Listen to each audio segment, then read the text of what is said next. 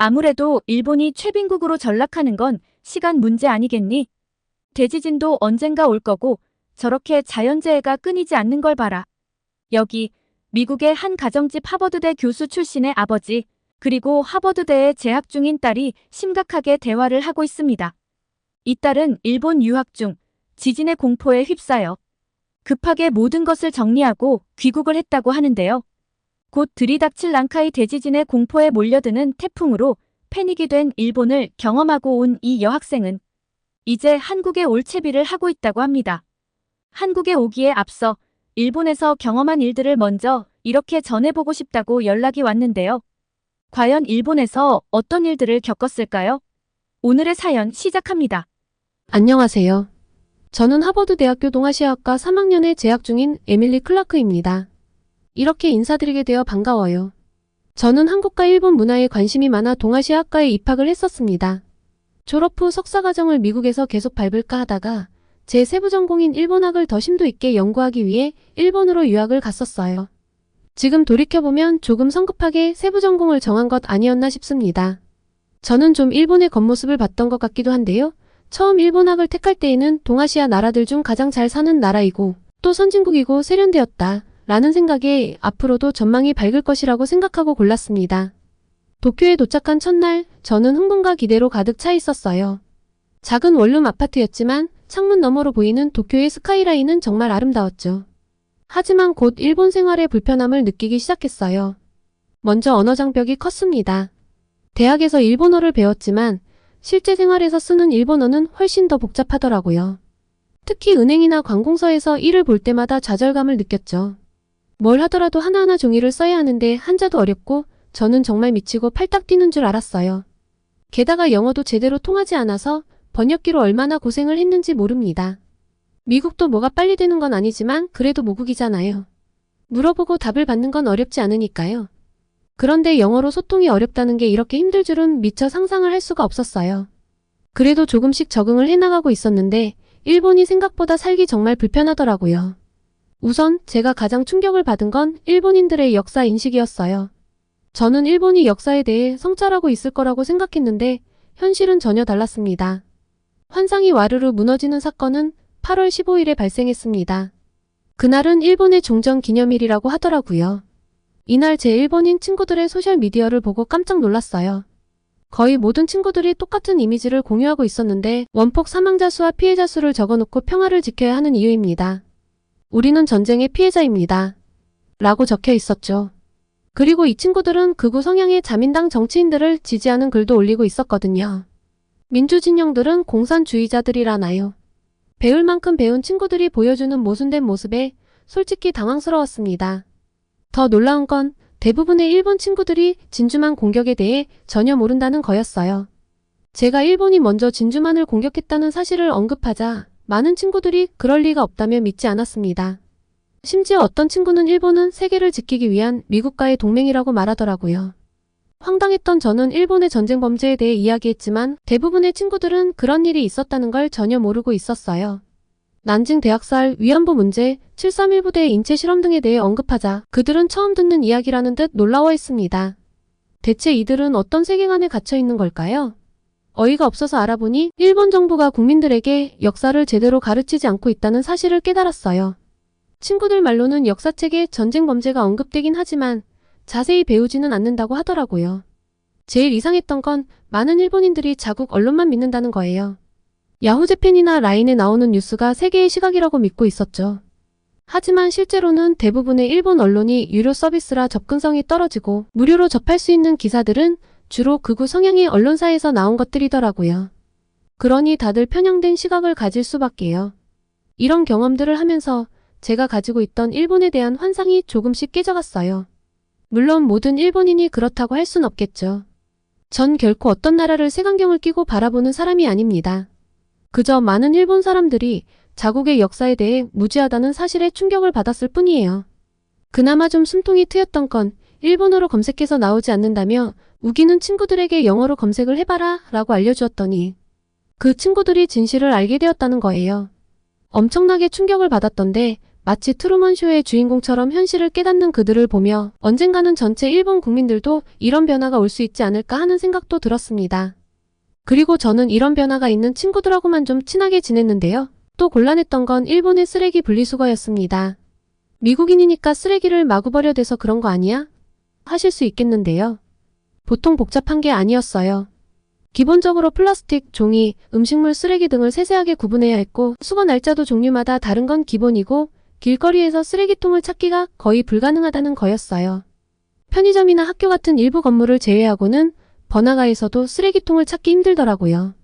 나중에 알고 보니 일본 사람들은 밖에서 생긴 쓰레기를 집으로 가져와서 분리배출 기준에 맞게 버리는 습관이 있다고 해요. 이 습관 때문에 길거리 쓰레기통이 거의 없는 거였죠. 한 번은 실수로 잘못된 날에 쓰레기를 내놓았다가 이웃들의 따가운 시선을 받은 적이 있어요. 그때 정말 창피했죠. 나중에 알고 보니 무단으로 쓰레기를 버리면 최대 5년형이나 1,000만 엔의 벌금을 물 수 있다더라고요. 이 사실을 알고 나서는 더욱 조심스러워졌어요. 시즈오카현 출신인 제 친구 유키의 경험담을 들으니 더 놀라웠어요. 유키가 사는 나가이즈 미초에서는 쓰레기를 크게 5개로 분류하고 다시 세부적으로 12개로 나눠서 버려야 한대요. 게다가 TV나 냉장고 같은 가전제품은 수천 엔의 별도 배출 비용을 내야 한다고 하더라고요. 분리수거가 좋은 일이라는 건 알겠는데 도저히 적응하기가 힘들었습니다. 생수병 하나를 버리기 위해서는 뚜껑을 먼저 분리한 후 병에 남아있는 겉포장지를 떼어내고 병을 깨끗이 씻어 납작하게 밟아버린 후 배출을 해야 하는데 이후 분리수거를 할 때에도 생수병 하나의 뚜껑, 포장지, 플라스틱병 세 부분으로 나눠서 3개의 각각 다른 분리수거통에 버려야 한다고 하고 쓰레기 분류 자체가 가연성, 불가연성, 플라스틱류 쓰레기, 재활용 쓰레기, 대형 쓰레기 등 쓰레기를 배출하는 분류 역시 세밀하게 나눠져 있다 보니 머리가 팽팽 돌더라고요. 유키 말로는 일본에서 이사를 할 때 가장 먼저 해야 할 일이 그 지역의 쓰레기 분리 방식과 방법을 확인하는 거래요. 지역마다 규칙이 조금씩 다르기 때문이라고 하던데 이런 복잡한 시스템 때문에 처음 일본에 온 외국인들은 정말 난처한 경험을 많이 한다고 하더라고요. 그래서 저는 쓰레기를 버릴 때마다 너무 스트레스를 받아 매번 일본 친구들에게 확인을 받고 버렸습니다. 그뿐만 아니라 일본의 현금 문화도 적응하기 힘들었어요. 미국에선 거의 모든 곳에서 카드를 쓸 수 있는데 일본은 아직도 현금을 많이 사용하더라고요. ATM을 자주 찾아다녀야 했고 큰 금액의 지폐를 들고 다니는 게 불안하기도 했죠. 그래도 점차 일본 생활에 적응해 가면서 즐거운 경험도 많이 했어요. 대학 수업은 재미있었고 일본인 친구들도 사귀게 되었죠. 주말엔 도쿄 곳곳을 탐험하며 일본 문화를 직접 체험했어요. 하지만 그러면서도 한편으론 한국에 갔으면 어땠을까 하는 생각이 자주 들었습니다. 특히 일본에서도 한류 열풍이 거세게 부는 걸 보고 그런 생각이 더 강해졌어요. 길거리를 걸을 때면 K-팝 음악이 흘러나오고 일본 친구들은 한국 화장품과 패션에 관심을 보였죠. 저도 모르게 내가 한국에 갔다면 지금쯤 더 재미있게 지내고 있지 않았을까 하는 후회가 들기도 했어요. 그러던 어느 날 일본 뉴스에서 난카이 대지진에 대한 이야기를 듣게 됐어요. 30년 내에 70에서 80% 확률로 대규모 지진이 일어날 수 있다는 거였죠. 처음엔 그저 먼 미래 이야기라고 생각했어요. 하지만 며칠 뒤 작은 지진을 직접 겪고 나니 불안감이 커지기 시작했습니다. 밤에 잠을 자다 방이 흔들리는 걸 느꼈을 때 정말 무서웠어요. 지진 경보 소리에 잠에서 깨어 창밖을 바라보며 이게 정말 큰 지진의 시작일까? 하는 생각에 가슴이 뛰었죠. 다행히 그때는 큰 피해 없이 지나갔지만 그 후로 계속 불안한 마음이 들더라고요. 주변 일본인 친구들은 지진에 익숙한 듯 보였지만 저는 그렇지 않았어요.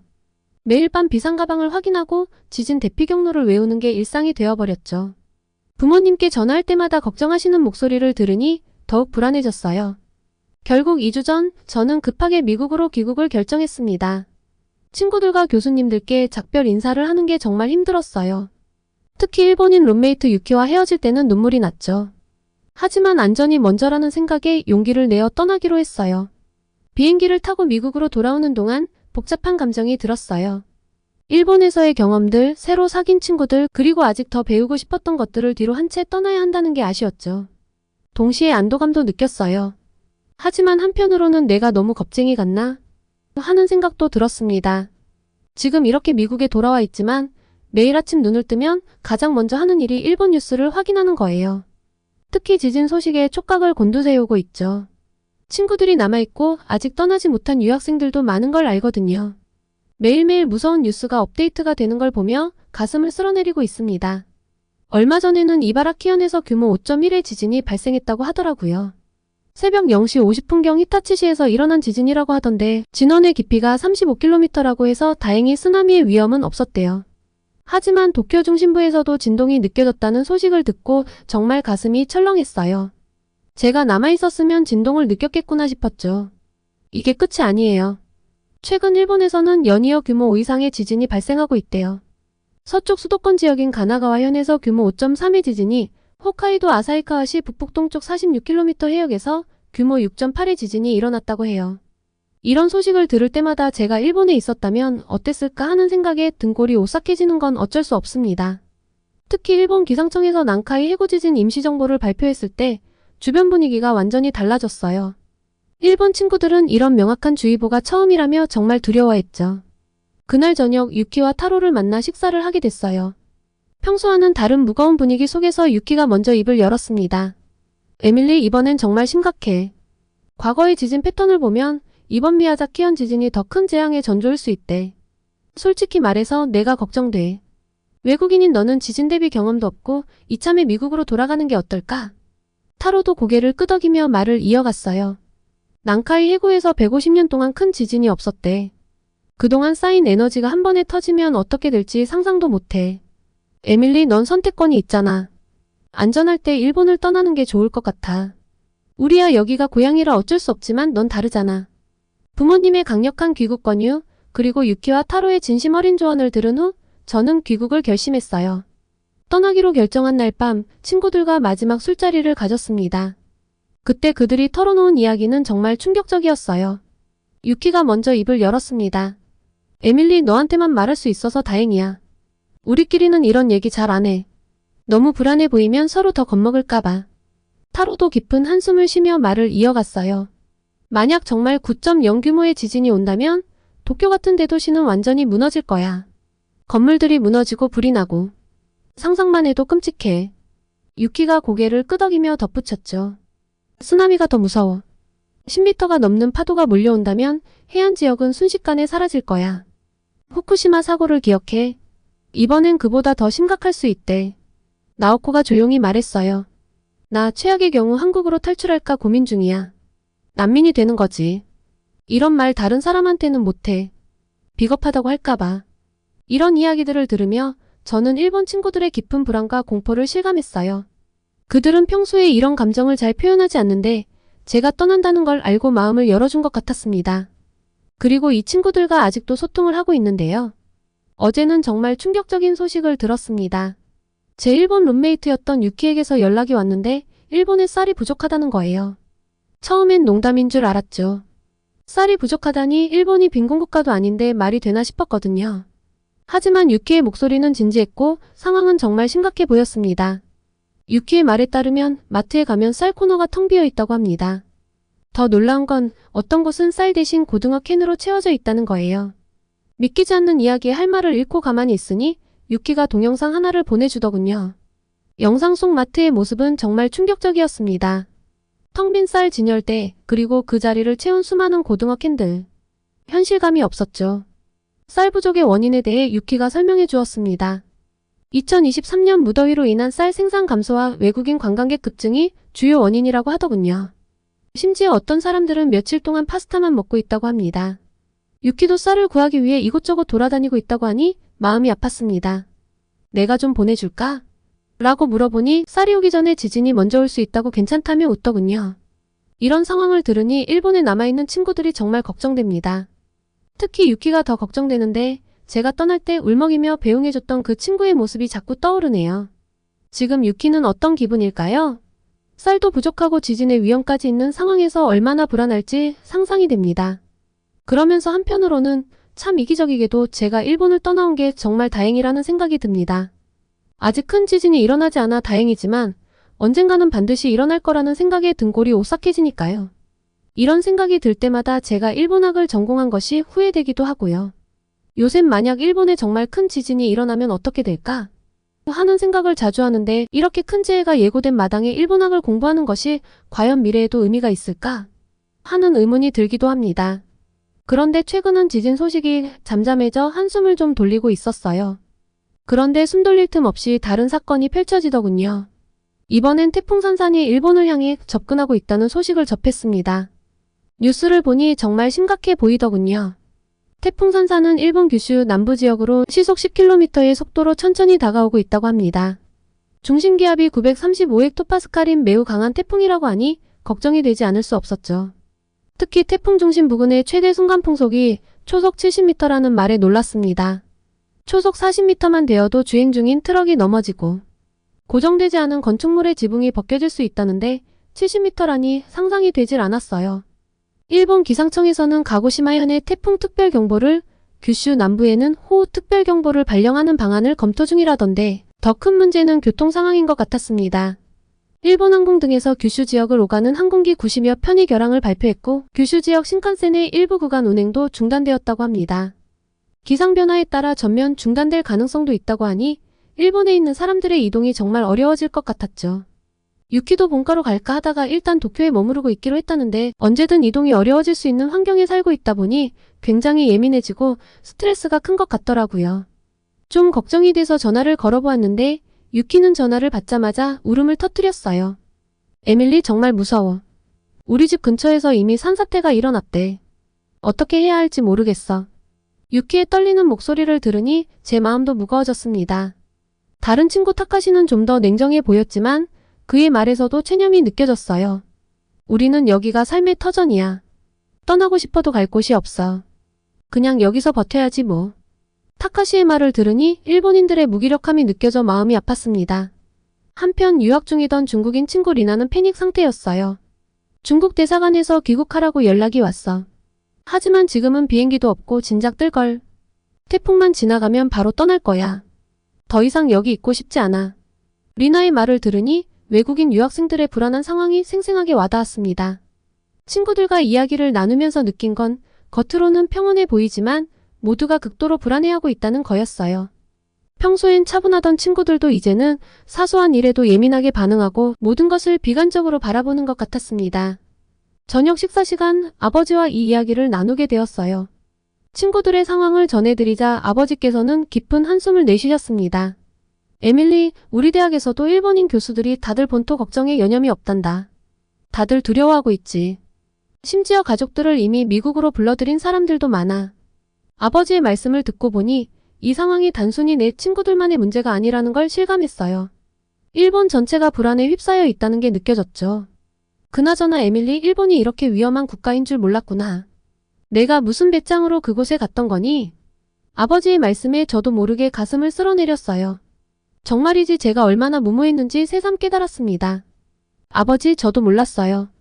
일본에 대해 공부하면서도 이런 위험성에 대해서는 제대로 인식하지 못했던 것 같아요. 아버지께서는 걱정스러운 눈빛으로 저를 바라보셨어요.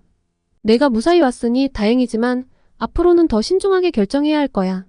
이 대화를 나누면서 제가 일본 유학을 선택했을 때 얼마나 별 생각이 없었는지 다시 한번 실감이 되었습니다. 그리고 귀국 결정이 옳았다는 안도감과 동시에 일본에 남아있는 친구들에 대한 걱정, 제 전공 선택에 대한 의문으로 고민이 시작됐죠. 에밀리, 저녁 먹으러 내려오렴. 어머니의 목소리에 저는 천천히 일어났습니다. 식탁에 앉아 음식을 먹으면서도 제 머릿속은 여전히 복잡했어요. 엄마, 제가 일본학을 전공으로 선택한 게 정말 옳았을까요? 저도 모르게 이런 질문이 튀어나왔습니다. 어머니는 잠시 포크를 내려놓으시고 저를 바라보셨어요. 사실 나도 요즘 그 생각을 하고 있었어, 에밀리. 일본의 현재 상황을 보면 미래가 불투명해 보이는구나. 어머니의 말씀에 놀랐습니다. 엄마도 그렇게 생각하세요? 그래, 일본의 경제 침체가 장기화되고 있고 자연재해 위험도 계속 증가하고 있잖니. 게다가 젊은 세대의 미래에 대한 불안감도 크다고 하더구나. 저는 고개를 끄덕였습니다. 맞아요. 제 일본 친구들도 미래에 대해 많이 불안해하더라고요. 그럼 저는 어떻게 해야 할까요? 어머니는 잠시 생각에 잠기셨다가 말씀하셨습니다. 에밀리, 넌 아직 젊고 가능성이 많아. 다른 선택지도 충분히 있을 거야.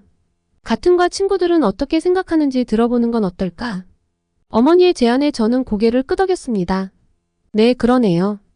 제 친구 제시카한테 물어볼게요. 제시카는 예일대 동아시아학과에서 한국학을 전공하고 있거든요. 다음날 저는 제시카를 만나기로 했습니다. 캠퍼스 카페에서 만난 우리는 커피를 마시며 이야기를 나누기 시작했습니다. 제시카, 넌 한국학을 전공하잖아. 어떤 점이 좋아? 저는 궁금증을 참지 못하고 물었습니다. 제시카의 눈이 반짝였습니다. 먼저 한국의 문화적 영향력이 엄청나게 커지고 있어. K-팝의 드라마까지 이제는 영화까지. 이건 단순한 유행이 아니라 세계적인 트렌드야. 앞으로 전망이 아주 밝다고. 저는 관심 있게 들었습니다. 그렇구나. 근데 학문적으로는 어때? 그게 더 흥미로워. 한국의 경제 성장 모델은 개발도상국들의 표본이 되고 있어. 그리고 한국의 민주화 과정, 기술 혁신, 이 모든 게 전 세계의 주목을 받고 있잖아. 이런 걸 연구하는 게 정말 재미있어. 너무 역동적이고 흥미로운 나라야. 제시카의 말을 들으니 한국학에 대한 관심이 생겼습니다. 그렇구나. 근데 취업 전망은 어때? 놀랍게도 정말 좋아. 한국 기업들이 세계적으로 진출하면서 한국어와 한국 문화를 아는 인재들의 수요가 늘고 있어.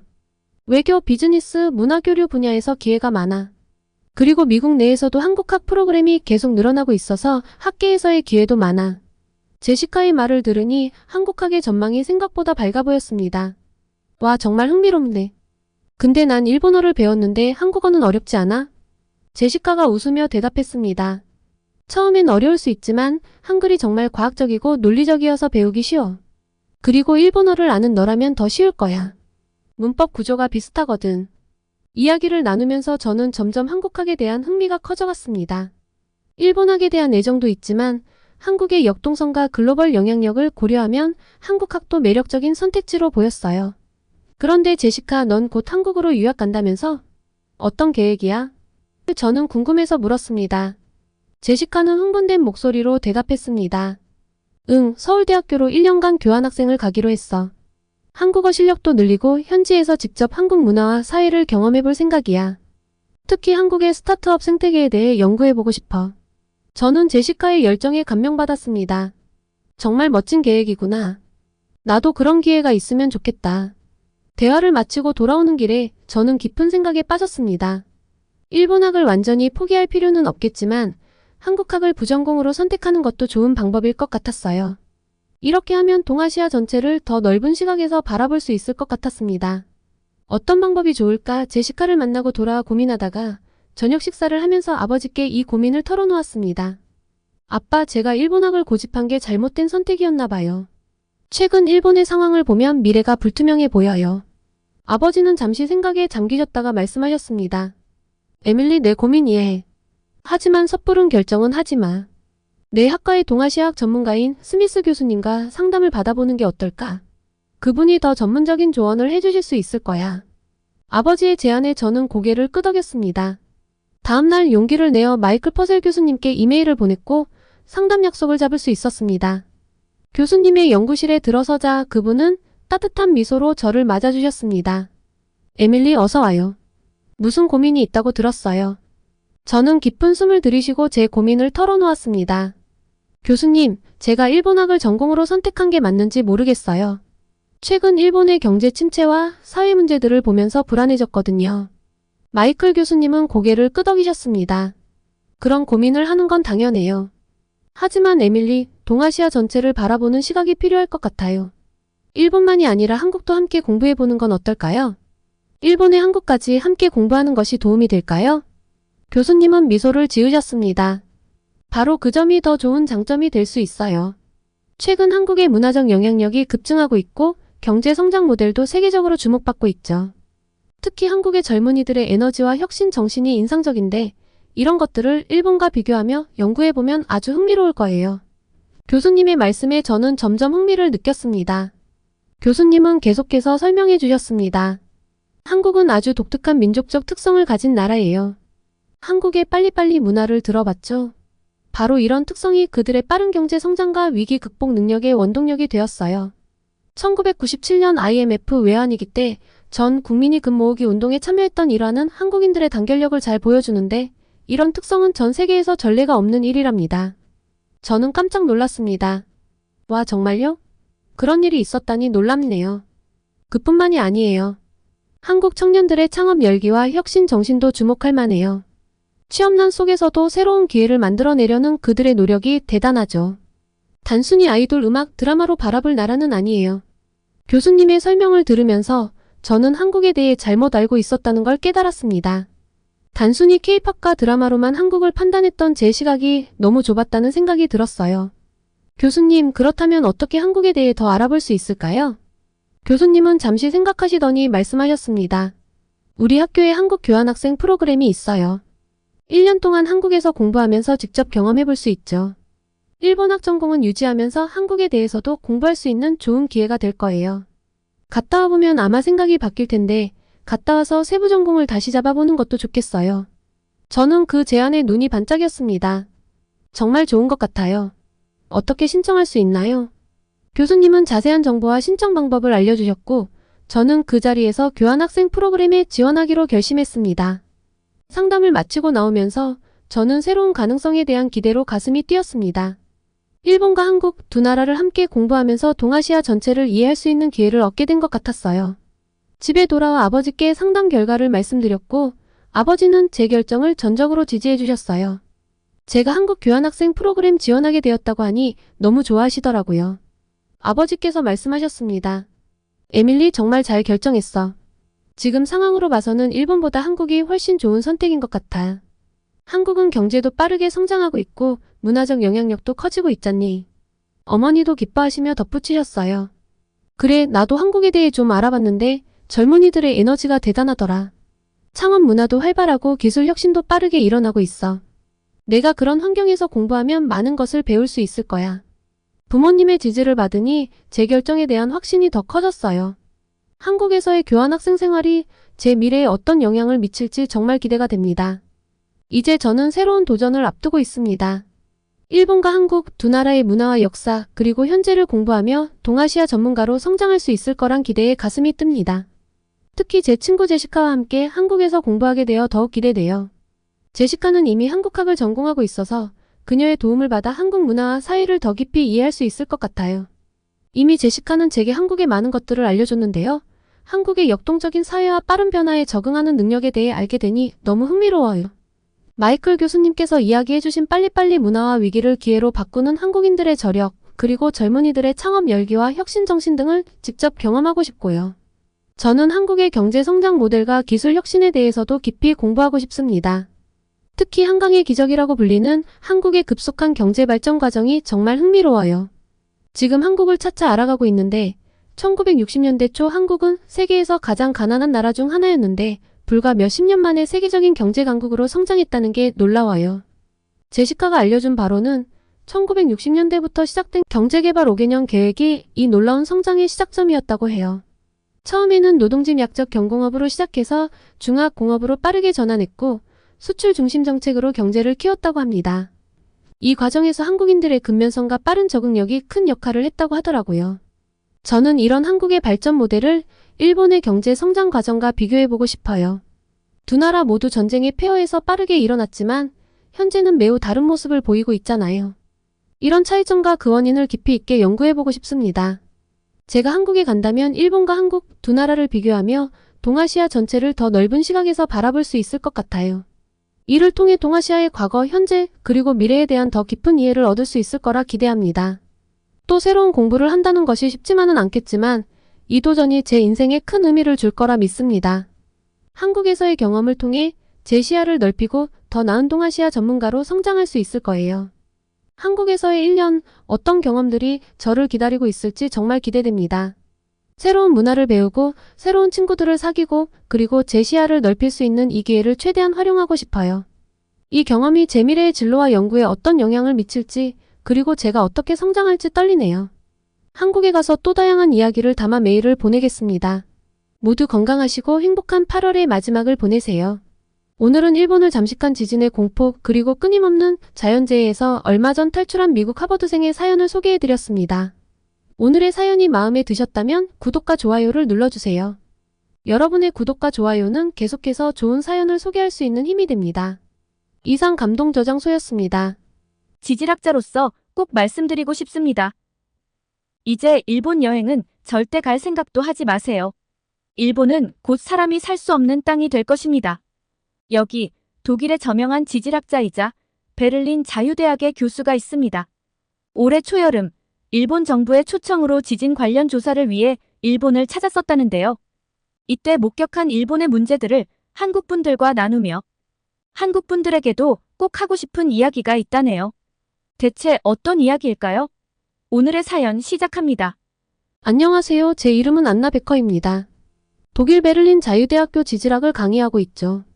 저는 올해 초여름 일본 정부의 요청으로 지진 예측 및 대책 연구를 위해 일본을 방문하게 되었습니다. 나리타 공항에 도착해 출국장을 빠져나오자 일본 특유의 습한 공기가 생생하네요. 이날 공항에는 일본 지질조사소의 다나카 교수가 마중 나와 있었죠. 베커 교수님, 멀리서 오시느라 고생 많으셨습니다. 다나카 교수가 공손히 인사했어요. 저도 고개를 숙여 화답했습니다. 초대해 주셔서 감사합니다. 이번 연구가 일본의 지진 대비에 도움이 되길 바랍니다. 우리는 곧바로 연구소 건물로 향했습니다. 차 안에서 다나카 교수는 일본의 최근 지진 동향에 대해 설명했어요. 최근 들어 지진 활동이 더욱 활발해지고 있습니다. 특히 난카이 해구 주변의 움직임이 심상치 않아요. 베커 교수님이 큰 도움이 되어 주셨으면 합니다. 저는 곧장 지진조사 연구 추진본부에서 열린 회의에 참석했습니다. 회의실에 들어서자 긴장된 분위기가 감돌았어요. 일본 정부 관계자들과 지질학자들이 모여 있었죠. 회의가 시작되고 각 전문가들이 돌아가며 발표를 했습니다. 제 차례가 되자 저는 독일의 지진 대비 시스템과 최신 연구 결과를 공유했어요. 독일은 지진 위험이 상대적으로 낮지만 우리는 전 세계적인 지진 패턴을 연구하고 있습니다. 최근 데이터에 따르면 태평양불의 고리 지역의 지진 활동이 증가하고 있어요. 이어서 일본의 지진 위험성에 대해 언급했습니다. 일본은 전체 활화산의 7%를 보유한 국가입니다. 111개의 활화산이 있고 지진 발생 빈도가 매우 높습니다. 특히 최근 노토반도에서 일어난 지진에 대해 어떻게 평가하시나요? 다나카 교수가 대답했습니다. 노토반도 지진은 우리에게 큰 경각심을 주었습니다. 진도 7의 강진이었고 일본 기상청 기준으로 최고 등급이었죠. 사망자가 70명이 넘었고 아직도 실종자가 있습니다. 저는 궁금해서 물었습니다. 노토반도 지진의 특이점이 있다면 무엇인가요? 다나카 교수가 설명을 이어갔습니다. 이 지역은 2020년부터 군발 지진이 계속되던 곳이에요. 이번에 그 에너지가 한 번에 해소된 것 같습니다. 특이한 점은 유체의 움직임이 감지되었다는 거예요. 태평양판이 지각판 아래로 들어갈 때 해수가 함께 유입되면서 지진 발생 가능성을 높인 것 같습니다. 정부 관계자 한 명이 질문했습니다. 이번 지진으로 인한 쓰나미 위험은 어떠했나요? 다나카 교수가 답변했습니다. 다행히 큰 쓰나미는 없었습니다. 관측된 높이는 15cm 정도였어요. 하지만 우리나라뿐만 아니라 한국에서도 19년 만에 처음으로 해일 경보가 발령되었죠. 저는 의아해하며 물었습니다. 한국에서도 영향이 있었나요? 네, 다나카 교수가 설명했습니다. 노토반도가 일본 서해안에 위치해 있어서 한국과 동해를 공유하고 있어요. 이전의 지진들과 달리 이번에는 한국까지 직접적인 영향을 미칠 수 있었던 거죠. 회의는 원전 안전 문제로 이어졌습니다. 한 연구원이 보고했어요. 진원지 인근의 시카 원자력 발전소에서 약간의 문제가 있었습니다. 냉각수가 일부 넘치고 변압기가 폭발하는 일이 있었지만 다행히 심각한 상황으로 이어지지는 않았습니다. 저는 걱정스러운 마음에 물었습니다. 원전 사고의 최악의 시나리오는 무엇인가요? 그는 심각한 표정으로 대답했습니다. 노심 용융입니다. 냉각이 제대로 되지 않아 노심이 녹아내리면 지하를 오염시키거나 방사성 물질이 외부로 유출될 수 있어요. 하지만 현재는 통제하에 있습니다. 저는 2011년 동일본 대지진 당시의 후쿠시마 원전 사고를 떠올리며 더 자세히 물어봤습니다. 노토반도 근처의 시카 원자력 발전소는 안전한가요? 지진으로 인한 피해는 없었나요? 일본 측 연구원이 대답했습니다. 아, 그건 아까 제가 말씀드렸던 약간의 문제이고 심각한 상황으로 이어지지는 않았습니다. 저는 의아해하며 물었습니다. 그래도 위험하지 않나요? 더 자세한 조사가 필요하지 않을까요? 그러자 다나카 교수가 끼어들었습니다. 베커 교수님, 걱정하지 마세요. 우리는 후쿠시마 사고 이후 원전 안전에 더욱 신경 쓰고 있습니다. 현재 모든 자료상 문제가 없습니다. 하지만 저는 여전히 불안했습니다. 동일본 대지진 때도 초기에는 통제하에 있다고 했지만 결국 대형 사고로 이어졌잖아요. 이번에도 그럴 가능성은 없나요? 사토시가 약간 불편한 기색을 보이며 말했습니다. 베커 교수님, 우리는 그때의 교훈을 잘 알고 있습니다. 이번에는 정말로 안전합니다. 모든 안전 프로토콜이 제대로 작동하고 있어요.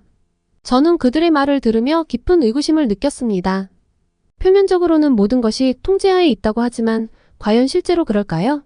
후쿠시마 사고의 악몽을 다시 반복할 수도 있다고 생각했는데 저는 더 이상의 자료를 보기는 어려웠습니다. 그리고 저는 일본의 지진 대비 시스템에 대한 연구원의 발표를 보았는데요. 이건 상당히 인상적이었습니다. 일본의 지진 대비 시스템이 매우 발달한 것 같은데 이런 체계가 언제부터 구축되었나요? 다나카 교수가 대답했습니다. 일본은 예로부터 지진이 많은 나라였기에 오래전부터 대비해 왔습니다. 하지만 현대적인 시스템의 시작은 1923년 관동 대지진 이후라고 볼 수 있어요. 당시 도쿄와 요코하마가 큰 피해를 입었고 이를 계기로 본격적인 지진 연구와 대비가 시작되었죠. 그는 잠시 생각에 잠기더니 말을 이어갔습니다. 물론 시스템은 계속 발전해 왔습니다. 특히 1995년 고베 대지진 이후 더욱 강화되었어요. 그때 우리는 도시의 취약점을 뼈저리게 깨달았고 건축 규제를 더욱 강화하고 긴급 대응 시스템을 개선했습니다. 2011년 동일본 대지진 이후에는 쓰나미 대비와 원전 안전에 더 큰 관심을 기울이게 되었고요. 저는 고개를 끄덕이며 들었습니다. 일본의 지진 대비가 오랜 역사와 쓰라린 경험을 통해 발전해 왔다는 사실이 인상 깊었죠. 이런 문제들을 하루 이틀 겪은 것이 아니고 동일본 대지진의 경험이 있으니 노토반도 대지진 시 원전은 잘 관리했을 것이라 생각을 하고 마음 한구석에 남아있던 찜찜함을 접었습니다. 이날 회의를 마치고 나오면서 저는 일본이 직면한 지진의 위험성을 다시 한번 실감할 수 있었습니다. 지진뿐만 아니라 쓰나미, 원전 문제에 다시 논의할 후지산 분화까지. 도쿄의 번화가를 걸으며 이 거대한 도시와 수많은 사람들의 운명이 어떻게 될지 생각하니 마음이 무거워졌습니다. 그런데 이 문제들만큼이나 제 마음을 답답하게 만든 일이 발생했습니다. 다음날 지진조사 연구추진본부에서 또 하루의 회의와 분석을 마치고 우리 일행은 근처 이자카야로 향했습니다. 다나카 교수, 정부 관계자인 사토시, 몇몇 연구원들, 그리고 제 통역을 담당하는 요시다 씨와 함께였죠. 식당에 들어서자 TV에서 뉴스가 나오고 있었습니다. 한 정치인이 격앙된 목소리로 무언가를 말하고 있었어요. 일본어를 조금은 할 수 있지만 완벽히 이해하지 못하는 저는 궁금증을 참지 못하고 요시다 씨에게 물었습니다. 저 정치인이 뭐라고 하는 거죠? 왜 그렇게 흥분했나요? 요시다 씨는 잠시 망설이더니 대답했습니다. 그게 말이죠. 위안부 문제에 대해 말하고 있어요. 강제성이 없었다고 주장하고 있습니다. 저는 충격을 받아 말을 잇지 못했습니다. 잠시 후 진정을 하고 다시 물었습니다. 그런 발언을 공개적으로 해도 되는 건가요? 저 사람은 저명한 정치인인가요? 아니, 정치인이고 아니고를 떠나 그런 발언을 저렇게 당당하게 하는 건 조금 쇼크인데요. 테이블에 불편한 침묵이 흘렀습니다.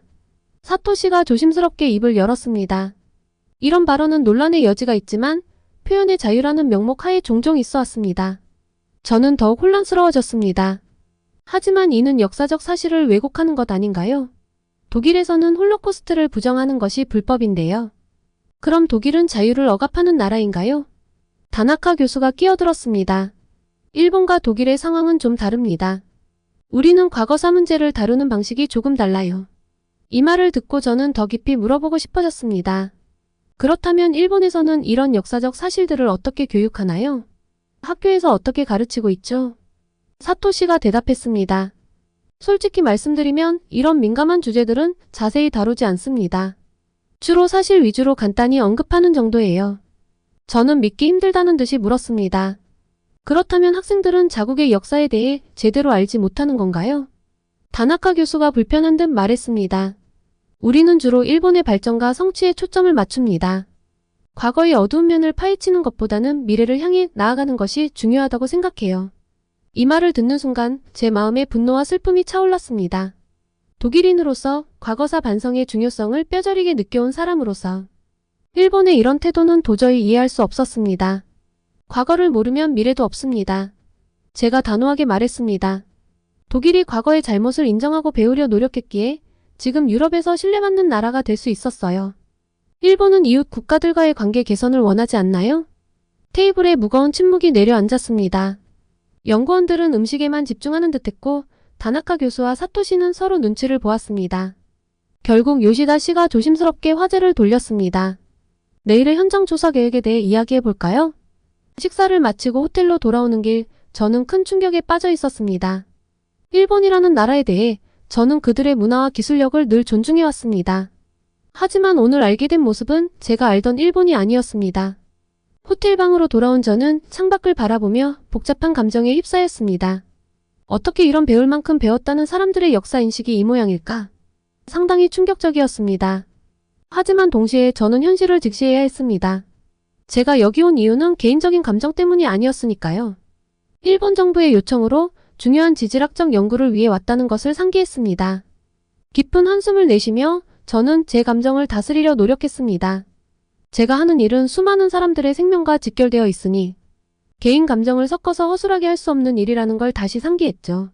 지진 예측과 대비책 마련은 정치적 견해나 역사인식과는 별개로 반드시 수행해야 할 중요한 과제이니까요. 지금은 내 개인적인 감정을 뒤로하고 주어진 임무에 집중해야 해 저는 스스로에게 말했습니다. 여기 있는 동안 최선을 다해 연구에 임하고 일본의 지진 대비에 도움이 되는 결과를 내놓아야 해. 비록 일본의 역사 인식에 대해 깊은 실망을 느꼈지만 저는 제 전문성과 직업 윤리를 지켜야 한다는 것을 잘 알고 있었습니다. 남은 기간 동안 최선을 다해 연구에 임하고 제가 할 수 있는 최선의 조언을 제공하기로 마음먹었습니다. 잠자리에 들며 저는 내일부터 더욱 철저히 제 본연의 임무에 집중하리라 다짐했습니다. 비록 마음 한구석에는 여전히 불편함이 자리 잡고 있었지만 전문가로서의 책임감이 그 어떤 개인적 감정보다 우선해야 한다는 것을 저는 잘 알고 있었습니다. 다음 날 아침 우리는 다시 지진조사연구추진본부에 모였습니다. 오늘의 주제는 난카이 대지진과 후지산 분화 가능성에 대한 분석이었습니다. 회의실에 들어서자 긴장감이 감돌았습니다. 다나카 교수는 계속해서 설명을 이어갔습니다. 난카이 해구는 필리핀판과 유라시아판이 만나는 곳으로 규슈 서쪽 지역까지 쭉 이어집니다. 이 지역은 보통 여러 구역으로 나뉘어 있는데 각 구역이 개별적으로 또는 연쇄적으로 움직일 수 있습니다. 그는 칠판에 그림을 그리며 설명했습니다. 해양판이 유라시아판 밑으로 연간 3에서 5cm 정도 섭입하고 있어요. 이로 인해 계속해서 에너지가 축적되고 있죠. 이 에너지가 100년에서 150년 주기로 한 번씩 해소되는데 문제는 현재 해소되지 않은 구간에 에너지가 더 많이 쌓여 있다는 겁니다. 한 정부 관계자가 물었습니다. 그렇다면 앞으로 30년 내에 대지진이 발생할 확률은 얼마나 되나요? 다나카 교수는 심각한 표정으로 대답했습니다. 일부 학자들은 그 확률이 70에서 80%에 이른다고 봅니다. 특히 우려되는 것은 난카이 해구의 도카이, 도난카이, 그리고 난카이 해구의 단층이 동시에 파열될 가능성입니다. 그는 잠시 숨을 고르고 계속했습니다. 1707년 호에이 대지진 때 이런 일이 실제로 일어났습니다. 당시 사망자가 최소 5,000명에서 2만 명에 이르렀고 일본 전역에 산사태와 액상화 현상이 발생했죠. 최대 26m 높이의 쓰나미도 있었습니다. 회의실 안의 긴장감이 더욱 고조되었습니다. 다나카 교수는 이어서 말했습니다. 물론 이번 규슈 지진을 난카이 대지진의 전조 증상으로 보는 시각도 있지만 단정 짓기는 어렵습니다. 다만 주의해야 할 점은 도쿄 인근에서 지진이 발생할 가능성이 높다는 겁니다. 다나카 교수는 잠시 말을 멈추고 깊은 숨을 내쉬었습니다. 그의 표정이 더욱 심각해졌습니다. 현재 에너지가 가장 많이 쌓여있는 곳은 이즈 반도가 있는 도쿄 근처입니다. 개인적으로는 다음 지진이 이 지역에서 일어날 확률이 가장 높다고 봅니다. 그는 잠시 주변을 둘러보더니 계속해서 말을 이어갔습니다. 이는 매우 우려되는 상황입니다. 도쿄는 일본의 수도이자 가장 인구가 밀집된 지역이죠. 하지만 오랫동안 큰 문제가 없었기 때문에 오히려 위험에 대한 경각심이 줄어들고 있는 것 같아 더욱 걱정됩니다. 다나카 교수는 지도를 가리키며 설명을 이어갔습니다. 도쿄는 지질학적으로 매우 취약한 위치에 있습니다. 도쿄 앞쪽 바다 전체가 계속해서 대지진이 일어날 수 있는 곳입니다. 1923년 관동 대지진도 이 지역의 사가미 해구에서 발생했죠. 그는 잠시 멈추고 회의실을 둘러보았습니다. 모든 사람들의 표정이 굳어져 있었습니다. 더 큰 문제는 도쿄의 지형적 특성입니다. 도쿄는 거대한 평지입니다. 산이나 언덕 같은 자연 방벽이 없어 지진이나 해일에 매우 취약합니다.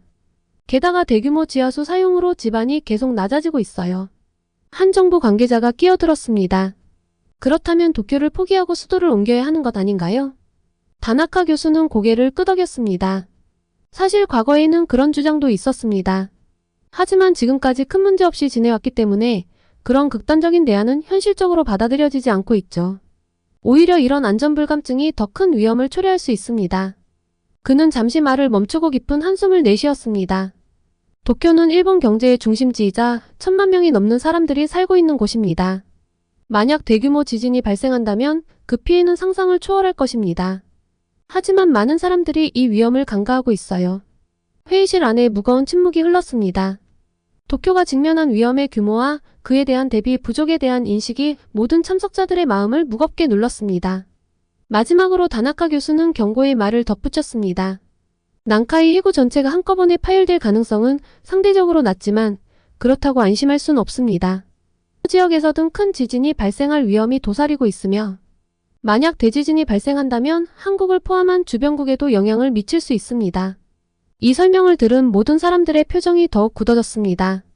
일본이 직면한 지질학적 위험의 규모와 복잡성, 그리고 그것이 가져올 수 있는 광범위한 영향에 대한 인식이 회의실 안에 무거운 침묵을 드리웠습니다. 다음으로 후지산 전문가인 사토 박사가 나섰습니다. 후지산의 마지막 분화가 1707년 호에이 대분화였죠. 약 300년 동안 분화가 없었다는 것은 내부에 엄청난 에너지가 축적되어 있다는 뜻입니다. 언제 분화해도 이상하지 않은 상황입니다.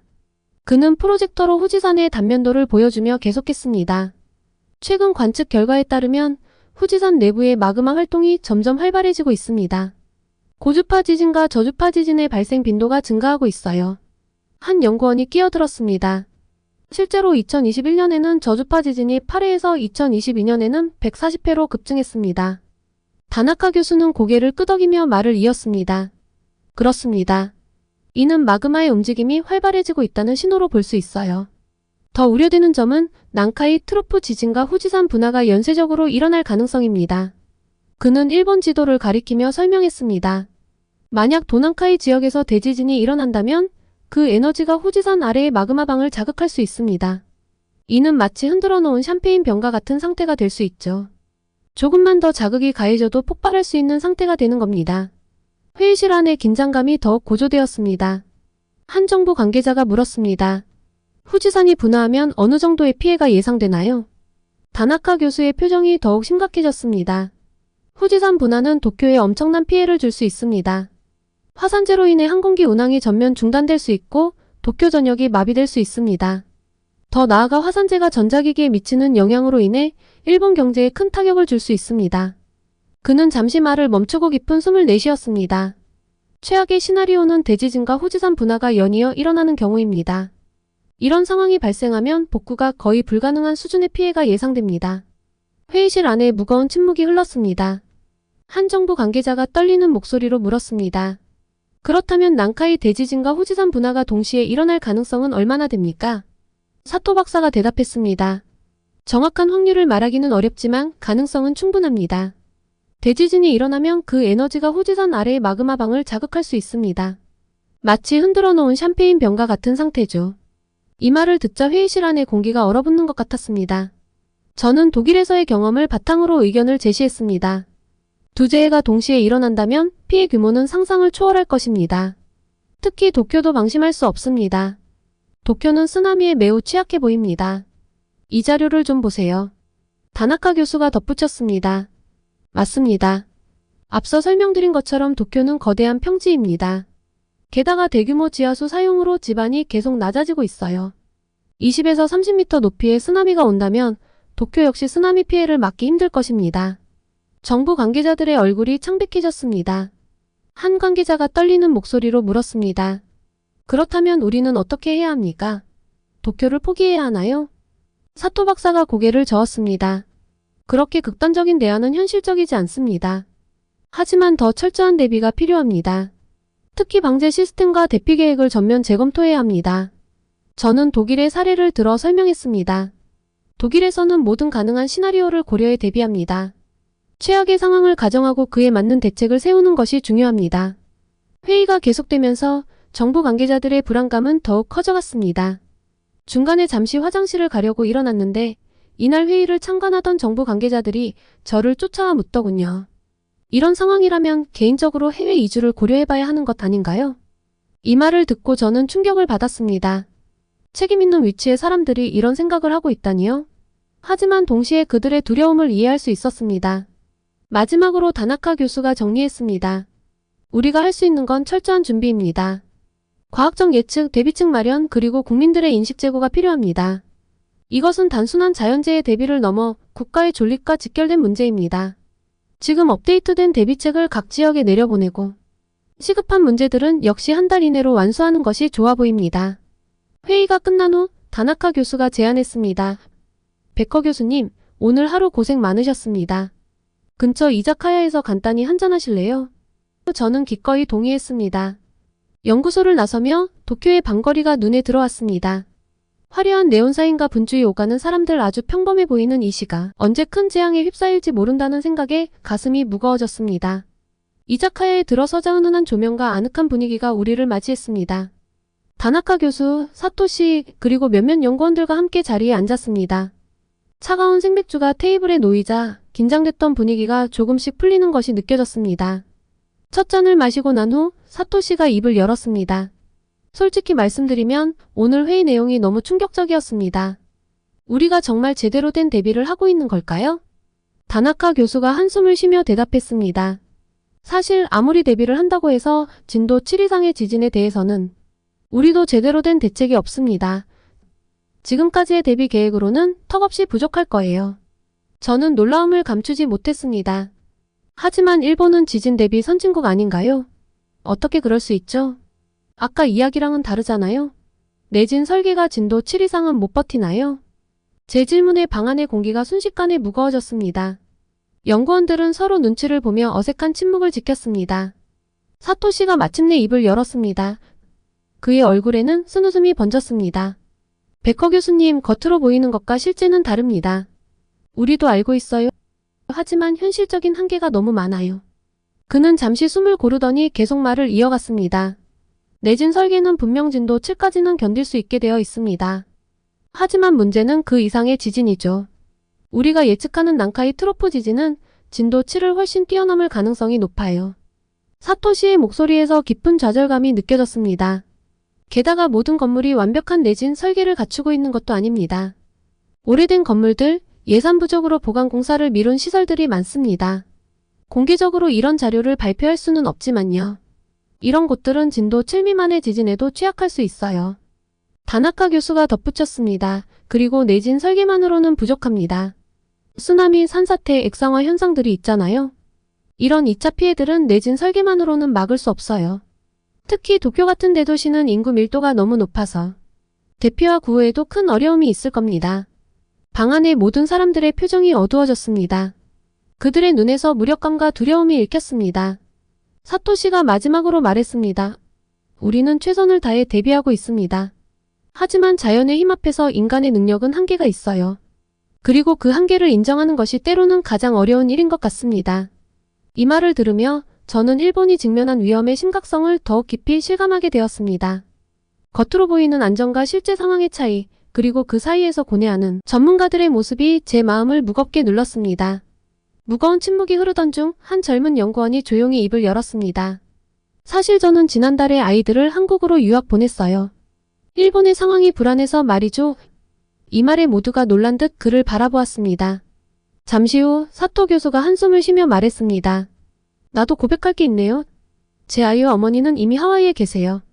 작년부터 그곳에서 살고 계신답니다. 그 말을 듣자 다른 이들도 하나둘씩 입을 열기 시작했습니다. 저도 부모님을 호주로 모셨어요. 일본에 계시는 게 불안해서요. 제 동생 가족은 작년에 캐나다로 이민 갔어요. 지진 위험 때문이라고 하더라고요. 솔직히 말씀드리면 저도 해외 부동산을 알아보고 있어요. 만약에 사태에 대비해서이니까 진짜 어디 바로 간다는 건 아니에요. 이야기를 들으며 저는 충격에 빠졌습니다.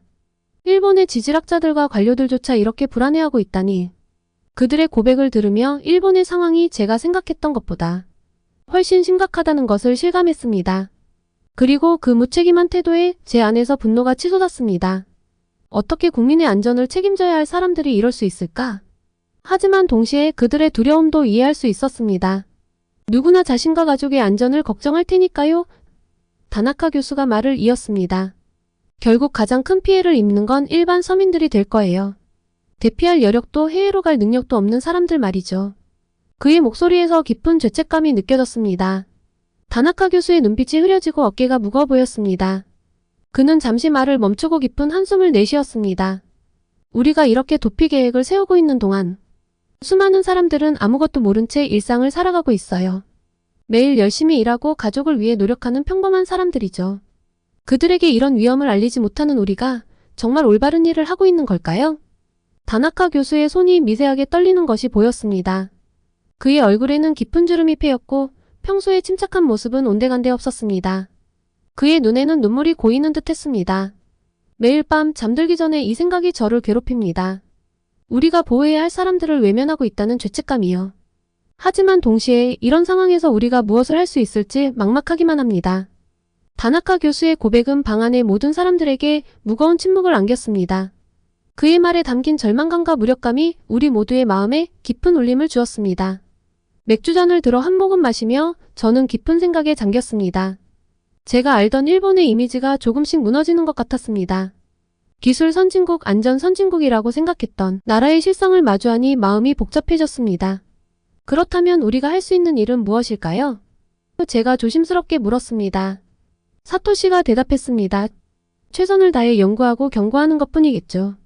하지만 솔직히 말해서 정부가 얼마나 귀 기울일지 모르겠어요. 이야기는 계속되었고 맥주잔은 몇 번이고 채워졌습니다. 밤이 깊어갈수록 연구원들의 얼굴에서 무거운 책임감과 동시에 무력감이 느껴졌습니다. 그들은 위험을 알고 있지만 그것을 막을 힘이 없다는 사실에 괴로워하는 듯 했습니다. 이자카야를 나서며 도쿄의 방거리를 다시 바라보았습니다. 화려한 불빛 아래에서 사람들은 여전히 분주히 움직이고 있었습니다. 그들은 자신들이 어떤 위험 속에 살고 있는지 알고 있을까? 알면서도 그저 일상을 살아가는 것일까? 호텔로 돌아가는 길 제 마음은 무거웠습니다. 지질학자로서 제가 할 수 있는 일이 과연 무엇일지 고민이 되었습니다. 단순히 연구 결과를 내놓는 것으로 충분할까? 아니면 더 적극적으로 경고의 목소리를 내야 할까? 지나가는 일본 사람들을 보며 안쓰러운 마음과 함께 걱정되는 마음이 가득했는데요. 제 연구 결과와 제안이 이들에게 조금이라도 더 도움이 되었으면 하는 바람이 가득했습니다. 그리고 저는 다음날 아침 출국 전 마지막 자유시간을 활용해 도쿄의 한 대형 서점을 찾았습니다. 평소 해외여행 때마다 현지 서점을 들르는 것이 제 습관이었죠. 그 나라 사람들의 관심사를 엿볼 수 있는 좋은 방법이라고 생각했기 때문입니다. 그런데 서점 안을 둘러보던 중 저는 충격적인 광경을 목격했습니다. 혐한 서적 코너가 따로 마련되어 있었던 것입니다.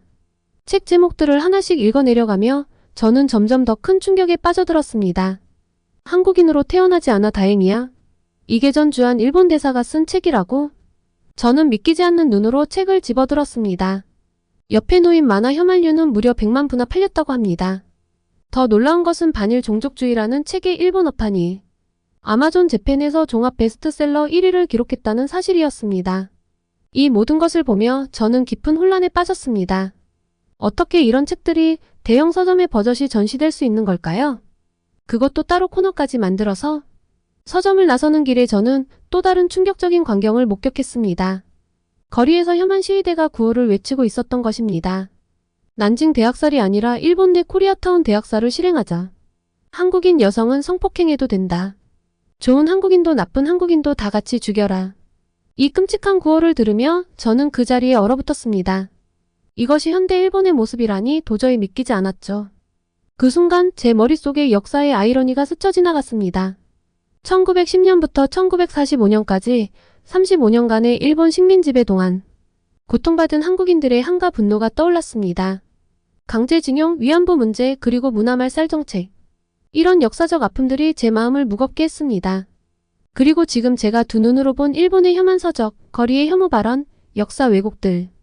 역사의 아이러니한 순환에 대해 생각하지 않을 수가 없었습니다. 불과 80년 전 제국주의 열강으로 아시아를 침략했던 나라가 이제는 자연재해라는 인력으로 도저히 막을 수 없는 큰 위협 앞에 놓여 있습니다. 1923년 관동 대지진 때 조선인 학살을 자행했던 그들이 이제는 스스로 대지진의 위협 속에 살고 있습니다. 과거 일본의 식민 지배로 고통받은 한국인들의 한가 분노가 떠올랐습니다. 이 한국인들의 한가 분노, 억울함이 이렇게 돌아가는 것 아닌가 생각이 되더군요. 더욱 아이러니한 것은 이런 재앙이 닥쳤을 때 가장 큰 고통을 겪게 될 이들이 혐오 발언을 내뱉는 극우 세력이 아닌 평범한 일본 서민들일 것이라는 점입니다. 마치 과거 식민지배 시절 실제 고통을 겪은 이들이 조선의 평범한 서민들이었던 것처럼 말입니다. 거리를 걸으며 저는 깊은 생각에 잠겼습니다. 역사는 정말 순환하는 것일까요? 한 민족의 고통이 다른 민족의 고통으로 이어지는 이 끝없는 사이클, 이것이 인류의 운명일까요? 과거 남경대 학살, 위안부 문제. 강제징용 등으로 중국과 한국에 고통을 안겼던 일본이 이제는 자연의 위협 앞에 놓여있는 모습이 마치 역사의 심판 같아 보였습니다. 호텔로 돌아가는 길, 저는 마음속 깊이 슬픔을 느꼈습니다. 지질학자로서 제가 예측한 자연재해의 위험성, 그리고 지금 목격한 사회적 병폐. 이 모든 것이 뒤섞여 제 마음을 무겁게 눌렀습니다. 호텔방에 도착해 짐을 싸며 저는 이번 여행이 제게 준 깊은 통찰에 대해 생각했습니다. 지질학적 위험, 역사적 아픔, 현재의 사회 문제까지 마음이 편하지 않더군요. 이렇게 독일로 돌아온 지 며칠 후 저는 TV에서 한 뉴스를 보게 되었습니다. 한국인들이 일본 여행을 매우 선호한다는 내용이었죠. 이 소식을 듣자마자 제 마음은 무거워졌습니다. 일본 방문 중 알게 된 위험성을 생각하면 한국인들의 안전이 매우 걱정되었기 때문입니다. 혹시라도 이 채널의 구독자분들이 당장 지진이 일어나는 것도 아닌데 일본에 가볼까? 가깝고 비용도 저렴하잖아? 라는 생각을 하실까봐 노파심의 말씀을 좀 드리고 싶습니다. 혹여나 당장 일어나지도 않는데 뭐 괜찮지 않아? 라고 생각하신다면 그것은 큰 오산입니다. 지질학적 관점에서 볼 때 일본은 현재 매우 위험한 상태입니다. 난카이 트로프 지진의 발생 가능성이 매우 높아졌으며 이는 언제든 일어날 수 있습니다. 더욱 우려되는 것은 후지산의 분화 가능성입니다. 후지산은 300년 넘게 분화하지 않았습니다. 이는 내부에 엄청난 에너지가 축적되어 있다는 의미입니다. 전문가들은 후지산이 언제 분화해도 이상하지 않은 상태라고 경고하고 있습니다. 만약 후지산이 분화한다면 그 영향은 도쿄를 포함한 광범위한 지역에 미칠 것입니다. 특히 우려되는 점은 대지진과 후지산 분화가 연쇄적으로 일어날 가능성입니다. 대지진으로 인한 지각 변동이 후지산의 마그마를 자극할 수 있기 때문입니다. 이 두 가지 재해가 동시에 또는 연이어 발생한다면 그 피해는 상상을 초월할 것입니다. 도쿄는 이러한 위험에 매우 취약합니다. 대규모 지진으로 인한 도시기능 마비, 건물 붕괴, 대규모 화재 등의 위험이 있습니다. 여기에 후지산 분화로 인한 화산재까지 더해진다면 항공기 운항 중단으로 대피가 어려워질 수 있습니다. 더욱 충격적인 것은 일본 정부의 대비 상태입니다. 진도 7 이상의 지진에 대해서는 제대로 된 대책이 없다는 것을 알게 되었습니다. 심지어 일부 고위 관료들은 이미 해외 도피 계획을 세워두고 있다고 합니다. 따라서 저는 한국인 여러분들께 간곡히 부탁드립니다. 앞으로 절대 일본에 갈 생각은 하지 마세요. 당장은 안전해 보일지 모르지만 언제 큰 재앙이 닥칠지 모르는 상황입니다. 여러분의 안전이 무엇보다 중요합니다. 여행은 즐거움을 위한 것이지 생명을 걸어야 할 만큼 중요한 것이 아닙니다. 한국의 아름다운 관광지들을 방문하는 것은 어떨까요? 저는 올가을에 가족들과 한국 여행을 계획하고 있거든요. 서울에 머무르는 제 지인과 함께 우선 서울부터 둘러볼 예정입니다. 서울의 경복궁, 북촌한 옥마을, 남산 서울타워 등 볼거리가 많고 현대적인 면모와 전통이 공존하는 모습을 아이들과 함께 보고 경주로 가서 불국사와 석굴암 같은 유네스코 세계문화유산을 보려고 합니다. 마무리는 제주도예요. 아주 매력적인 곳이더군요. 한라산 등반, 올레길 트레킹, 그리고 아름다운 해변들까지 꼭 가봐야 하는 곳이라고 생각합니다. 특히 가을에는 억새축제가 열린다고 하니 장관일 것 같네요. 일본 대신 한국의 아름다운 여행지에서 구독자분들을 만나게 되길 빕니다. 혹시 제가 놓친 좋은 여행지가 있다면 댓글로 알려주세요. 그리고 여러분의 안전한 가을과 즐겁고 행복한 일상을 진심으로 기원합니다. 오늘은 일본 정부의 요청으로 지진연구소에 방문해 일본의 현 상태를 분석하고 엄청난 위험성을 감지해서 한국분들께 간곡히 일본을 가지 말 것을 부탁하는 독일 지질학 전문가의 사연을 소개해드렸습니다. 오늘의 사연이 마음에 드셨다면 구독과 좋아요를 눌러주세요. 여러분의 구독과 좋아요는 계속해서 좋은 사연을 소개할 수 있는 힘이 됩니다. 이상 감동저장소였습니다.